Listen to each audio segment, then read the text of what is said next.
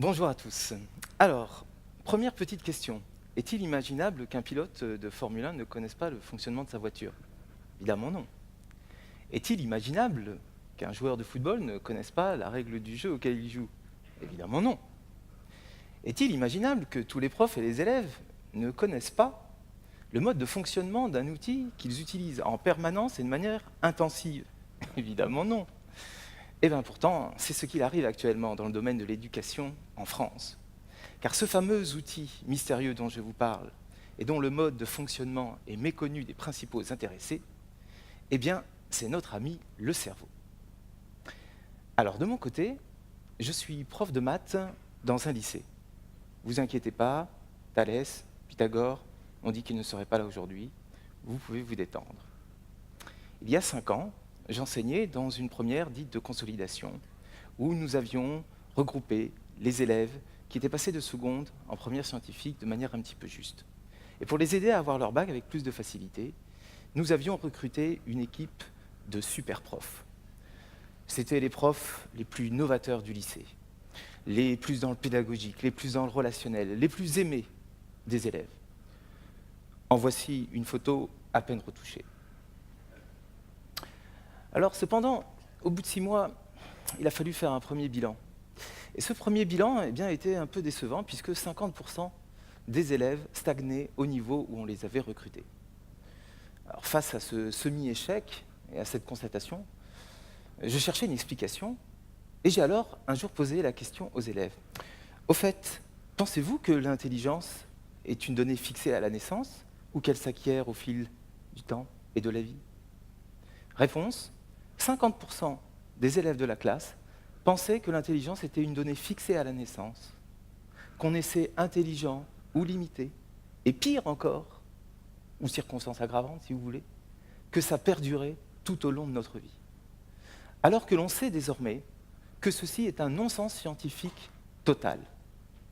Car grâce aux dernières avancées en neurosciences, nous avons la preuve sans cesse renouvelée qu'en fait, plus le cerveau est stimulé et de manière différente, plus il se développe.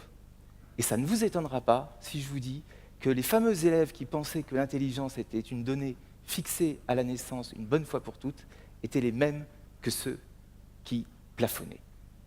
J'ai alors compris qu'ils se bridaient eux-mêmes et qu'il en était ainsi partout en France.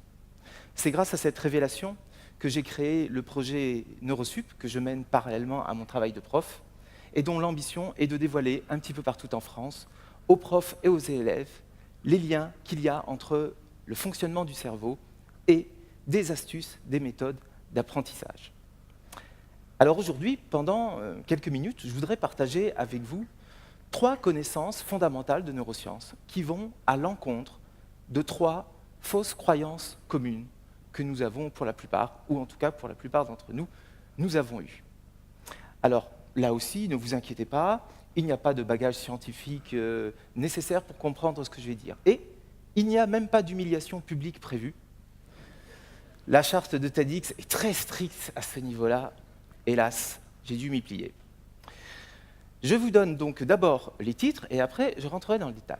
La première de ces connaissances, c'est que le cerveau efface, il ne fait pas qu'enregistrer. Puis nous verrons la deuxième connaissance, à savoir que le cerveau n'est pas multitâche, que l'on soit jeune, que l'on soit âgé, que l'on soit un homme, que l'on soit une femme. Et enfin, troisième et dernière connaissance que nous verrons, c'est que le cerveau est un véritable transformiste. Il se reconfigure sans cesse. Alors, commençons justement par la première. Longtemps, nous avons cru que le cerveau, puisque c'était une machine à apprendre, c'était forcément une machine qui ne faisait qu'enregistrer. On ne pouvait effacer que par pathologie. Et que de surcroît, si l'on avait compris quelque chose, alors forcément, on l'avait mémorisé. Eh bien, je vais vous montrer une petite vidéo qui va vous prouver le contraire. Cette vidéo, c'est tout simplement une petite publicité que vous avez peut-être vue il y a 3 ou 4 ans qui passait sur les télévisions françaises. C'est pour un gel douche dont j'ai juste ôté le nom à la fin de la publicité. Alors, félicitations si vous avez le gel douche en question dans votre salle de bain, je m'incline, mais cela ne vous servira à rien pour la petite expérience qui va suivre. car effectivement, il s'agit d'une petite expérience. Et comme je ne peux pas vous en dire plus, eh bien, je vais vous passer la vidéo et on en parle juste après, c'est promis. Alors elle, c'est Sarah, Stéphanie, Léa et... Ah, Mimi. Ok, on y va?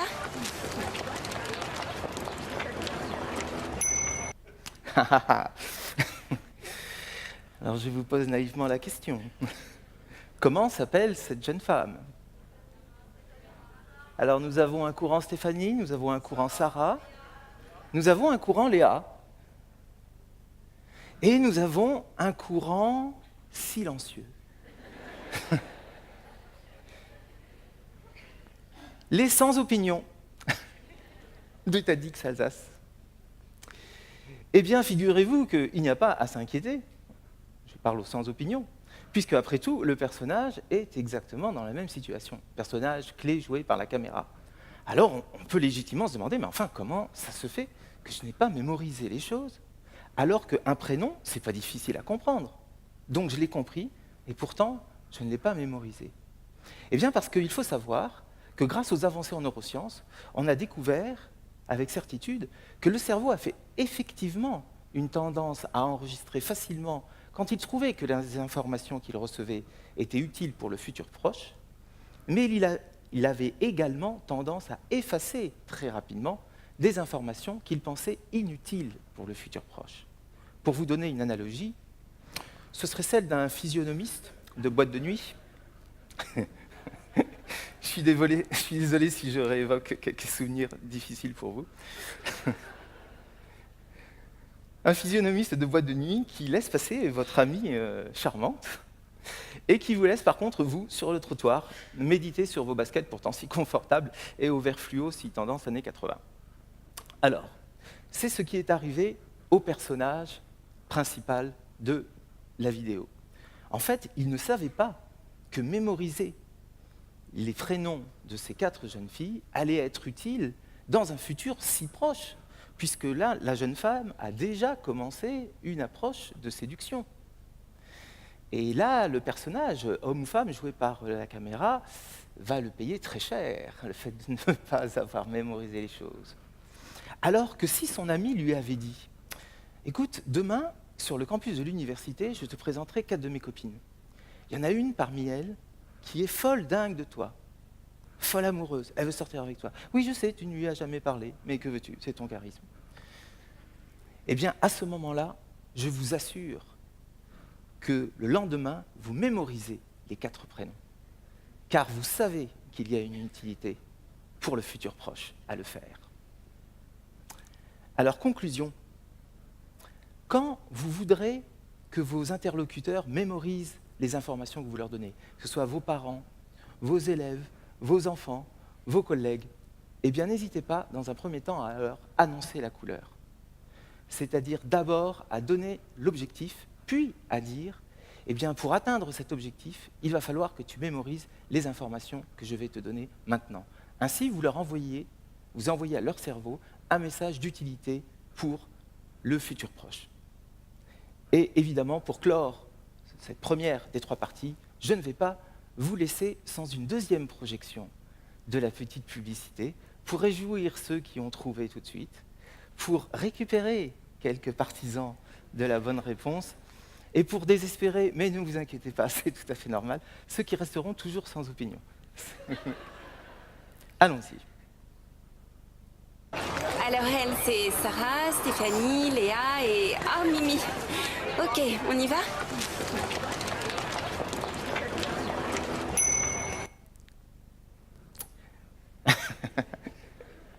Alors, que pensez-vous?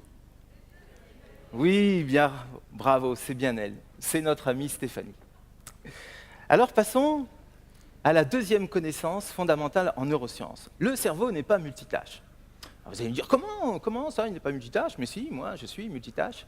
En fait, nous sommes très nombreux à nous qualifier de multitâche parce que nous sommes sursollicités dans notre quotidien. Nous parlons à nos enfants pendant que nous envoyons des mails, nous regardons la télé tout en envoyant ou en lisant des textos. C'est tout juste si on ne se sentait pas capable de calmer un éléphant en furie dans notre salle de bain pendant qu'on lance une lessive de linge sale, tout en prenant un rendez-vous au téléphone chez l'ostéopathe. On se dit, quand même, les sciences, c'est une chose, mais enfin, moi, je sais que je suis multitâche. Alors, il faut savoir qu'en fait, pour le scientifique, être multitâche, ce n'est pas exactement pareil que pour l'homme ou la femme de la rue. Être multitâche, pour le scientifique, c'est vraiment, est-ce que le cerveau est capable de faire deux choses concurrentielles exactement en même temps, et pas globalement dans 5 minutes, faire plein de choses en parallèle? Eh bien, là, la réponse est non. Ce n'est pas possible. Le cerveau ne peut pas le faire, sauf dans un cas, quand l'une des deux tâches est automatisée. Exemple classique, vous rentrez pour la 1000e fois chez vous, à bord de votre voiture, et bien là, vous avez forcément une connaissance de votre chemin qui a été automatisée. Vous pouvez avoir n'importe quel passager qui vous tient n'importe quelle conversation, même ennuyeuse, vous pouvez le suivre, tout en roulant. Par contre, transférez-vous avec la même voiture, le même passager, mais cette fois-ci dans une grande ville que vous ne connaissez absolument pas, où vous devez chercher votre chemin, sans GPS. Prenons Rome, pour que ce soit plus drôle, côté circulation. Et même, pourquoi pas, un rond-point romain, pour qu'on soit sûr que vous ne perdiez pas de vue la chose. Eh bien, à ce moment-là, quand votre passager va vous interroger sur ce que vous pensez des caractéristiques techniques de sa nouvelle tondeuse à gazon qu'il vient d'acheter, vous aurez certainement plutôt tendance à lui dire « Attends, tais-toi, je crois que j'ai raté la sortie. Et puis, pourquoi ils ne mettent pas de panneau? Et puis, pourquoi ils ne mettent pas de clignotant, mais ils mettent le bras dehors pour dire qu'ils vont tourner ?» Bref, pas de multitâche à Rome. Mais pas de multitâche non plus ailleurs. Alors vous me direz, mais alors, si le cerveau ne fonctionne pas en multitâche, comment fonctionne-t-il? Eh bien, ce sont les images suivantes, issues d'Arte, qui vont nous l'expliquer. Les recherches le confirment. Il n'y a pas de différence entre hommes et femmes dans le travail multitâche. En réalité, le cerveau ne peut se concentrer pleinement que sur une seule chose à la fois. Le multitâche impliquant au moins 2 activités simultanées, il faut déplacer l'attention alternativement de l'une à l'autre. Et oui, c'est cela, la vérité scientifique. C'est que le cerveau travaille en alternance des tâches. Alors, il y a un conseil de la sécurité routière que l'on comprend encore mieux désormais. C'est-à-dire, ne pensez pas que vous ne prenez aucun risque quand vous envoyez un texto pendant que vous conduisez. Comme le dit si joliment la chercheure Elena Pasquinelli au sujet justement de cette situation, quand vous tentez ce coup-là, en fait, votre cerveau, pendant quelques dixièmes de seconde, il conduit, pendant quelques dixièmes de seconde, il écrit. Je conduis, j'écris. Je conduis, j'écris. J'évite le lapin, j'écrase le lapin. Conclusion. À chaque fois que vous en aurez la possibilité, chez vous ou dans votre milieu professionnel, n'hésitez pas à faire du monotâche, de l'étape par étape. C'est ce que préfère votre cerveau, c'est ce pourquoi il est fait et il sera très efficace. Et si dans votre environnement familial, vous étiez jusqu'à présent tout content de dire « mais moi au moins je suis multitâche par rapport à toi », eh bien vous pourrez toujours… Oh, je ne connais personne dans la salle. Eh bien, vous pourrez toujours dire « oui, mais moi, je suis plus performant que toi dans l'alternance des tâches ». Ce sera aussi jouissif, mais cette fois-ci, en plus, la science sera de votre côté. Enfin, dernière des connaissances fondamentales en neurosciences, le cerveau est un véritable transformiste. Là aussi, on pensait que le cerveau, une fois arrivé à son âge adulte, qui est de 25 ans, scientifiquement, eh bien, il ne changeait plus. Un peu comme notre taille, à partir de l'âge adulte, ne change plus. Mais dans ce cas-là, comment expliquer qu'à force de jouer du piano, on joue de plus en plus facilement, et qu'à l'inverse, quand on s'arrête pendant quelques années de jouer du piano, eh bien, quand on veut s'y remettre, ce n'est pas tout à fait aussi facile que quand on avait arrêté. Si les neurones qui codent l'action « je joue du piano » étaient figés dans le temps, nous n'aurions aucune difficulté à reprendre au stade où on avait arrêté. C'est donc bien qu'il se passe quelque chose. Eh bien, ce quelque chose, c'est ce qu'on appelle la plasticité cérébrale. C'est-à-dire qu'à chaque instant de notre journée, chaque instant de notre vie, notre cerveau reconfigure son architecture interne, Aussi fou que cela puisse paraître, vous n'avez pas le même cerveau cet après-midi que vous l'aviez ce matin. Et vous n'aurez pas le même ce soir que celui que vous avez cet après-midi. Alors rassurez-vous, quand vous rentrerez chez vous ce soir, vos proches, vos enfants, votre conjoint, vous reconnaîtront très facilement. Enfin, d'après ce qu'on m'a dit, la plupart du temps. Voyons quelques images montrant deux neurones qui se connectent, toujours en direct d'Arte. Notre cerveau est plastique et adaptable. Nous réagissons en permanence à notre environnement. Toute perception, toute action, toute adaptation a un impact sur l'organisation de notre cerveau. En permanence, des cellules nerveuses sont activées ou désactivées, des réseaux se font et se défont, des milliards de neurones collaborent.